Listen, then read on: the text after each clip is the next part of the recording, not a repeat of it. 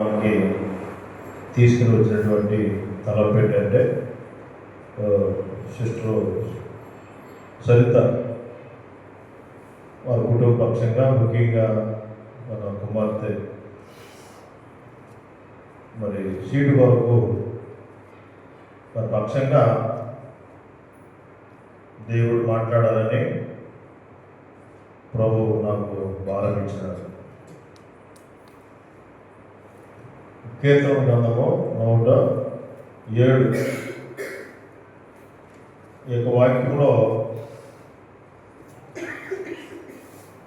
వాక్యము వారి పక్షంగా దేవుడు నాకు బయలుపరిచినాడు.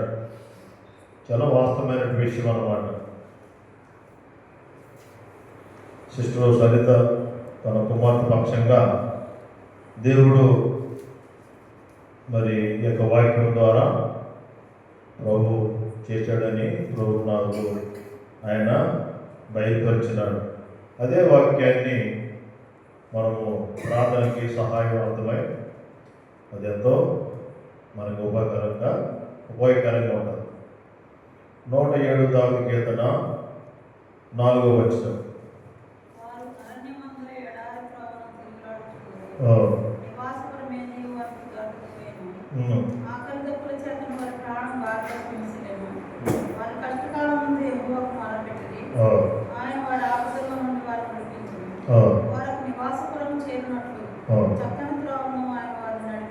చాలు చదవబడినటువంటి వాక్యం ద్వారా చేరవచ్చినటువంటి మనకి ముఖ్యంగా మరి సహోదరి సరిత మన చిన్న కుమార్తె పక్షంగా దేవుడు వాక్యాన్ని చదవబడినటువంటి వాక్యాన్ని దీవెనకరంగా ప్రభు చేయగలక. ఇక్కడ ఇశ్రాయేలు కొరకైనటువంటి కార్యం మనం చూస్తామన్నాను.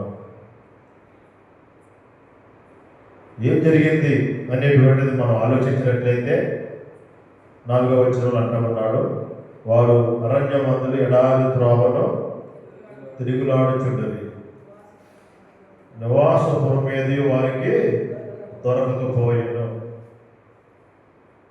నిజాలంటే ఈ లోకమే ఒక అరణ్యం. అర్థమైందంటే ఆనాడు మరి దేవుని యొక్క బిడ్డలైనటువంటి వారు ఎంతకాలం తిరుగులాడినారు? వాక్యం చెప్తే ఉంది 40 సంవత్సరాలు తిరుగులాడారు. అంటే ఎంత ప్రయాసపడి ఉంటారో ఆలోచించారు. ఇదంతా కూడా దేవుని కొరకు అనేది మనకు కావాలి. దేవుడు మనల్ని ఎందుకు ఆయన తిప్పుతాడంటే అర్థమైందంటే ఆయన మనలను సరిచేయడం కొరకు. మీకు అర్థమైందంటే మనకి ఎందుకు వస్తాయి ఇబ్బందులు, బాధలు? దేవునికి ఏమైనా సంతోషమా? కాదు. కానే కాదు. దేవుని యొక్క ఉద్దేశం ఏంటంటే మనలను ఆత్మీయంగా ఇంకను సిద్ధపరచాలని. అది చాలా వాస్తవమైనటువంటి విషయం. మరి ఆ రోజు ఆ దినాల్లో 40 సంవత్సరాల వారు అరణ్యంలో తిరుగులాడుతూ వచ్చారు. ఎంత ప్రయాసపడి ఉంటుంటారో ఆలోచించండి. అలాగే మన పాప కూడా ఎన్నో దినాలు ప్రయాసపడుతూ వచ్చింది. మరి మొదట్లో చిన్న కాలేజీలో సీట్ వచ్చింది. ఆ సీటు వలన వారికి ఏ సంతోషం కూడా రాలేదు.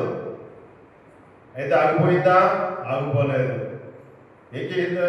తిరిగి ప్రార్థన చేసి మంచి కాలేజీలో సీటు వరకు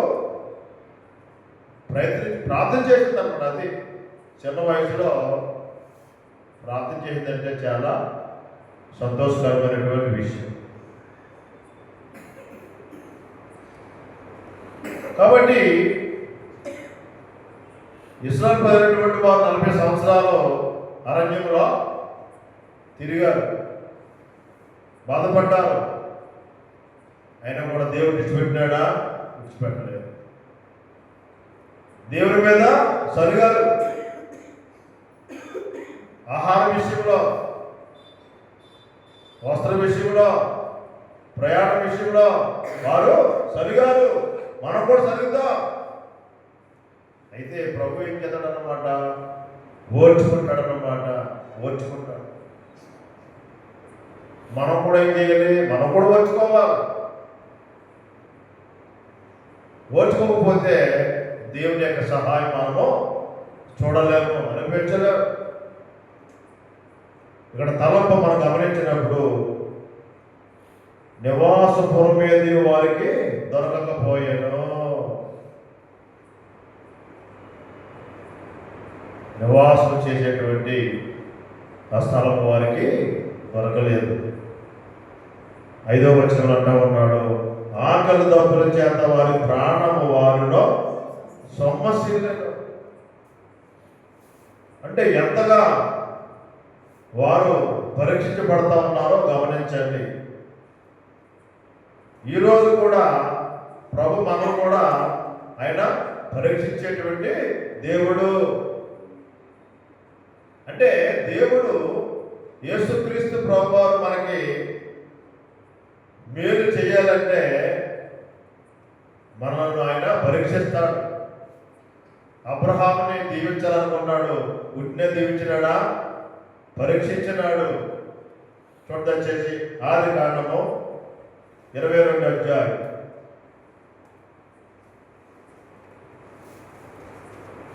ఆదికాండము 22వ అధ్యాయం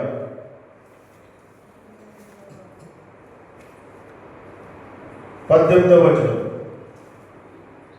మరియు నీవు నా మాట వినినందున భూలోకములోని జనములన్నీ నీ సంతానము వలన ఆశీర్వదింపబడును. నా తోడని ప్రమాణము చేసి ఉన్నానని యెహోవా సెలవిచ్చెను. అంత మాత్రము కాదు, దేవుని యొక్క వాక్యమును గమనించినట్లయితే వచ్చేసి 16వ వచనం, నీకు ఒక్కనే అయ్యున్న నీ కుమార్ని వెనక తీయలేదు. వెనక తీయక ఈ కార్యము చేసినందున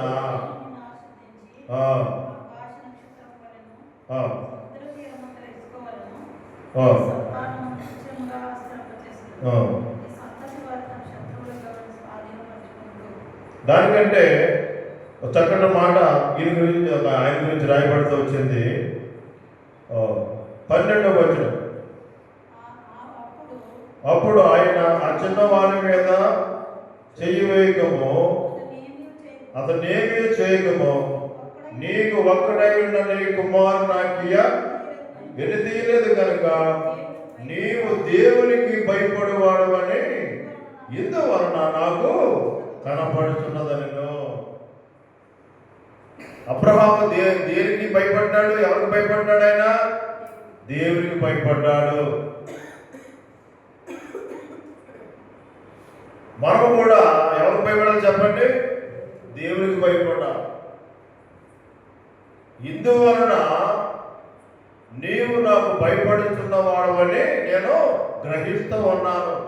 ఎంత మంచి సాక్ష్యం కలిగిన వాడు ఉన్నాడు, ఆలోచించండి. ఈరోజు మనం భయపడకుండా, దేవునికి భయపడకుండా చేయలేనటువంటి కార్యాలు మనము చేసేవారు ఉంటాం. దేవుడు మెచ్చుకుంటాడా? ఏం చేస్తాడన్నమాట? దేవునికి అంగీకారం కానిటువంటి కార్యం మనం చేసినప్పుడు ప్రభు ఏం చేస్తాడు? ఆయన మనసు ఎట్లా ఉంటుంది? నొచ్చి ఉంటుంది అన్నమాట. అయితే అబ్రహాము దేవుణ్ణి నొప్పించినాడా? నొప్పించలేదు, మెప్పించినాడు. ఎట్లా? మాట ద్వారా. దేవుడు తనకు ఆజ్ఞాపించినటువంటి దాని ప్రకారంగా చేయడం ద్వారా అబ్రహాము దేవుడిని మెప్పించినాడు. అది మనకు కావాలి. దేవుని యొక్క సన్నిధికి వస్తా ఉన్నాం, వెళ్ళిపోతా ఉన్నాం. మనకు అవసరమైనటువంటిది ఏంటి? దేవుణ్ణి మనం మెప్పించేవారుగా ఉండాలి. మన యొక్క క్రైస్తవ జీవితం ద్వారా, మన సాక్ష్యం ద్వారా దేవునికి మహిమను మనం తీసుకుని వచ్చేవారుగా ఉండాలని దేవుడు ఇష్టపడతా ఉన్నాడు. అబ్రహాం ఉంటే దీవించబడలేదండి. ఎన్నో శోధనలు గుండా, పరిశోధనలు గుండా అబ్రహాము నడిపించబడ్డాడు. అప్పుడు మాత్రమే దేవుని యొక్క దీవెన అబ్రహాము పొందుకోగలిగినాడు. అలాగే మన పాప ఏ పేరు? నీ పేరు శైన్య. మరి చిన్నపాప ఎంతో ప్రయాసపడి తాను ఏ కాలేజీలో అయితే చదవాలని కోరుకుంటూ వచ్చిందో తన కోరికను దేవుడు తీర్చినాడు. ఏమంటే చాలా సంతోషకరమైనటువంటి విషయం. ఎట్లా తీర్చినాడు? తన సాక్ష్యంలో, పాప చెప్పిన సాక్ష్యంలో ఒక మాట నేను గమనించింది ఏంటంటే, ఆమె ఏం చేసిందంటే ప్రార్థన చేసుకుంది. అది చాలా ప్రాముఖ్యం. ఏంటంటే మనకు కావాల్సినటువంటి ప్రాముఖ్యమైన సందర్భం ఏంటి? ప్రార్థన. చిన్న వయసులో మరి ఎట్లా కనబడుతుందండి? అయినా కూడా దిగులు చెందకుండా ప్రభువు నాకు మంచి కాలేజీలో అడ్మిషన్ దేవుడు ఇస్తాడని ఆమె ప్రార్థన చేసుకుంటూ వచ్చింది.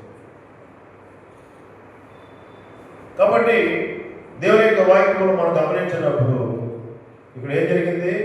దావీదు కీర్తన 107:5 ఆకలి దప్పుల చేత వారి ప్రాణము వారిలో సొమ్మశీలను 6 గమనించినప్పుడు వారు కష్టకాలమందు యెహోవాకు మొరపెట్టిరి. గమనించండి, ఆయన వారి ఆపదలో నుండి వారిని విడిపించారు. ఎంత మంచి దేవుడు! గమనించండి, వారు కష్టకాలమందు యెహోవాకు మొరపెట్టినారు. ఆ మొర దేవుడు విన్నాడు లేదా? విన్నాడు. సిస్టర్ సరిత గారు తనతో పాటు తన కుటుంబం బిడ్డలు ప్రార్థించారు. కష్టం వచ్చినప్పుడు, ఇరుగు వచ్చినప్పుడు, శోధన వచ్చినప్పుడు ప్రార్థించారు. వారు ఆశించినటువంటి దాని ప్రకారంగా తనకి మంచి కాలేజీలో, గవర్నమెంట్ కాలేజీలో సీటు ప్రభు అనుగ్రహించినాడు. అలాగే ఇశ్రాయేలు పక్షంగా కూడా వారు కష్టకాలం ముందు యెహోవాకు మొరపెట్టినప్పుడు ప్రభు మరి ఆయన వారి ఆపదలో నుండి వారిని విడిపించారు. ఈ ఆపదలు, ఈ కష్టాలు ఎందుకు సంభవిస్తాయి అనేటువంటిది ఆలోచించినప్పుడు ఆత్మీయంగా మనం ఆలోచించినట్లయితే మనలను సరిచేయడం వరకు, అర్థమంటే దేని వరకు అనమాట? మనలను సరిచేయాలని, దేవునితో సమీపంగా ఉండాలని ఆయన ఉద్దేశించి ఈ రకమైనటువంటి అనుభవాలు మన యొక్క ఆత్మీయ జీవితంలో అనుగ్రహించేటువంటి వాడుగా ఉంటూ ఉన్నాడు. 7వ వచనంలో మనం గమనించినప్పుడు వారొక నివాసపురము చేరినట్లు చక్కని త్రోవను ఆయన వారిని నడిపించారు. ఈ సందర్భంలో శైని తాను ప్రార్థించినటువంటి ప్రార్థన ప్రతిఫలంగా చక్కని కాలేజీలో అడ్మిషన్ ప్రభు ఇచ్చారంట. ఇప్పుడు ఏ చింత లేదు. ఏ చింత ఉన్నది? చక్కగా పీరియడ్ ఎంతైందో ట్రైనింగ్ ఉంటుందో, కోచింగ్, ఆ పీరియడ్ అంతా కూడా ఆమె గోల్ పెట్టుకోవాలి. గోల్ పెట్టుకుని మంచి మార్కులతో పాస్ అయితే కనుక మంచి ఉద్యోగం ఇవ్వడానికి దేవుడు అవకాశము అనుగ్రహించేవాడు. తర్వాత వచనంలో మనం గమనించినప్పుడు 9వ వచనంలో గమనించండి, ఎలాగనగా ఆశగల ప్రాణమును ఆయన తృప్తిపరిచి ఉన్నాడు. గమనించండి, మనం దేని కొరకు ఆశపడాలి? ఈ భూ సంబంధమైనటువంటి వాటి వరక లేదు. వాక్యం చెప్తా ఉంది, మత్తయి సువార్త 6వ అధ్యాయము 33వ వచనం. మత్తయి సువార్త 6వ అధ్యాయము 33వ వచనం. కాబట్టి మీరు ఆయన రాజ్యములో నీతిని మొదట దేన్ని మనం ఎదగాలి? మొదటగా దేనిని మనం ఎదగాలి అనేటువంటిది ప్రభు యేసుక్రీస్తు ప్రభు వారు ఇక్కడ జ్ఞాపకం చేస్తా ఉన్నాడు. మనం దేనిని ఎదగాలి చెప్పండి?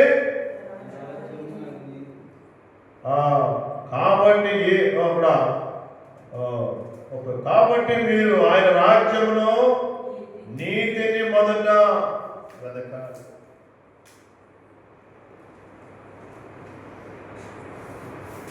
అయితే మనం ఏం చేస్తామంటే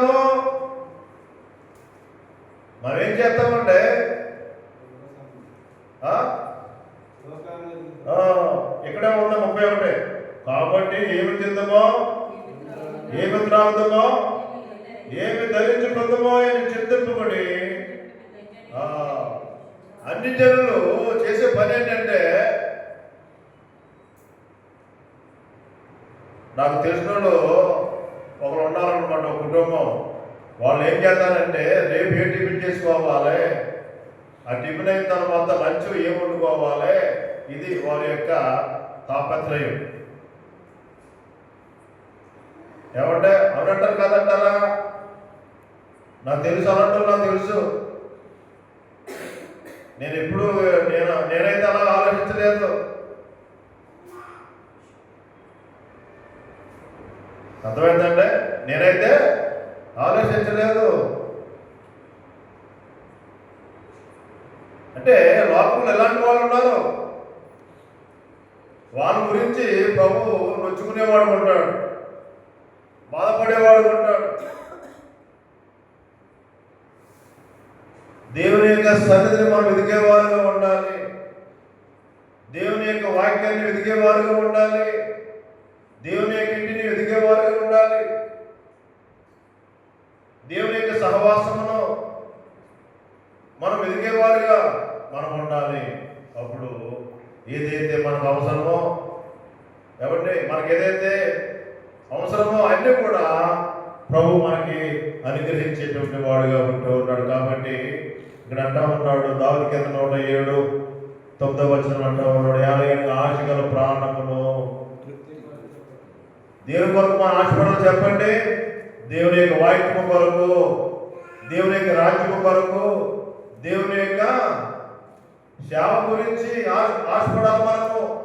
దేవుని యొక్క ఇంటి గురించి, దేవుని యొక్క రాజ్యం గురించి, దేవుని యొక్క సువార్త ఏ రీతిగా వ్యాప్తి చెందుతుందన్న విషయాన్ని మనం ఆలోచించాలి, ఆశపడాలి. మనమంతూ దేవునికి మనము సహాయము చేసేవారుగా మనము ఉండాలి. ఆ రీతిగా ఉన్నప్పుడు ఇక్కడ ఏం జరిగింది? ఆయన తృప్తి పరిచిన్నాడు. దేవుని కొరకు కనుక, దేవుని యొక్క వాక్యం కొరకు, దేవుని యొక్క ఇంటి కొరకు, దేవుని యొక్క రాజ్యము కొరకు ఆశపడినటువంటి వారిగా మనం ఉండగలిగినప్పుడు మనలను ఆయన తృప్తిపరిచేటువంటి దేవుడు. తర్వాత 13వ వచనం, కష్టకాలమందు వారి యెహోవాకు మొరపెట్టిరి, ఆయన వారి ఆపదలో నుండి వారిని విడిపించెను. 14, వారి కట్లను తెంపివేసి చీకటిలో నుండి మరణాంధకారములో నుండి వారిని రక్షించెను. కాబట్టి ఇక్కడ మళ్ళా రిపీట్ చేయబడింది అనమాట. వారు కష్టకాలం మందు వారు యెహోవాకు మొరపెట్టిరి. మొరపెట్టిన తర్వాత ఏం జరిగిందన్నమాట? ఆయన వారి ఆపదలలో నుండి వారిని విడిపించారు. ఆనాడు దేవుని యొక్క బిడ్డలైనటువంటి వారిని ప్రభు విడిపించినాడు. ఈరోజు నీవు నేను కూడా దేని కొరకైతే మనము ప్రార్థన చేసేటువంటి వారిగా ఉంటామో, దేని కొరకైతే మనం మొరపెట్టేటువంటి వారిగా ఉంటామో, దేవుడు మన యొక్క మొరలన్నీ కూడా ఆయన ఆలోచిస్తాడు లేదా? అది నమ్మాలి. నమ్మకపోతే మనం పొందుకోలేము. విచారండి, చూడదచ్చేసి మత్తయి సువార్త 6వ అధ్యాయం.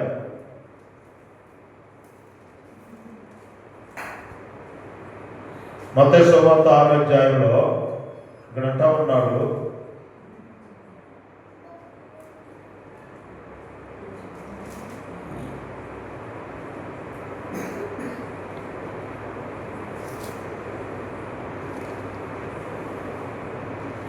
మత్తయి సువార్త 6వ అధ్యాయం 8వ వచనం. దానికి క్షమించండి, మత్తయి సువార్త 21. ఏంటమ్మా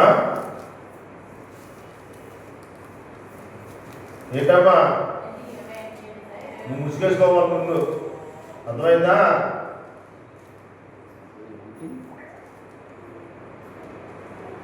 మత్తయి సువార్త 21వ అధ్యాయము 22వ వచనం.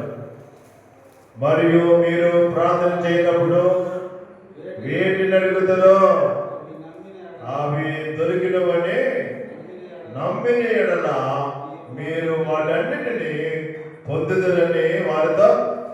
అర్థమైందండి? నమ్మకపోతే ఏం లేదు.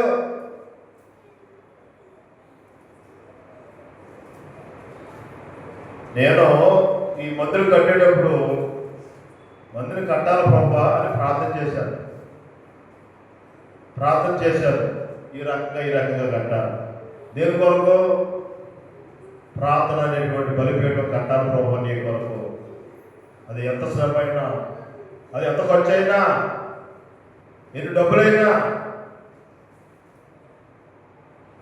నేను నీ కొరకు కట్టాల ప్రభు అని ప్రార్థన చేసుకున్నాను. ఏ రీతికైతే నేను ప్రార్థన చేసుకున్నానో నా ప్రార్థన ఆయన ఆలకించినాడు. ఈరోజు నాకు ఏమున్నా ఏమి లేకపోయినా నాకు చింత లేదు. ఎందుకొరకు? దేవుడు నాకు మందిరాన్ని ఇచ్చినాడు, కొద్దిమంది దేవుడి బిడ్డలు ఇచ్చినాడు. చక్కగా దేవుని కనపరిచి, దేవుని ఆరాధించి, దేవుని పూజించేటువంటి అవకాశాలు ప్రభు నాకు ఇచ్చినాడు. చాలు, ఇంక నాకేం అవసరం లేదు. ఉన్నంతకాలము ఈ రీతిగా దేవుని సేవిస్తూ, దేవుని కనపరుస్తూ, దేవునికి సాగపడుతూ నా జీవితాన్ని ముగించాలనే కోరిక తప్ప మరో కోరిక నాకు లేదు. కాబట్టి ఇప్పుడున్నటువంటి దేవుని యొక్క బిడ్డల మనం దేవుని కొరకైతే మనం ప్రార్థన చేస్తామో ఆయన చేసినాడు, ఆయన నెరవేరుస్తాడు అని నమ్మినప్పుడు సంపూర్ణంగా ఆయన మన యొక్క అవసరాన్ని కూడా ఆయన తీర్చేవాడుగా ఉంటున్నాడు. కాబట్టి మనం ప్రార్థనలో మరి ప్రవేశించిన పూర్వం మరి యొక్క చక్కటి మాట, ఈ సైనికులకు చక్కటి మాట ప్రభు ఇస్తూ ఉన్నాడు. ఎంత అద్భుతమైన మాట ఏంటంటే గమనించండి. కీర్తన 107 చక్కటి మాట 30వ వచనం. చదవమ్మా, చదువు.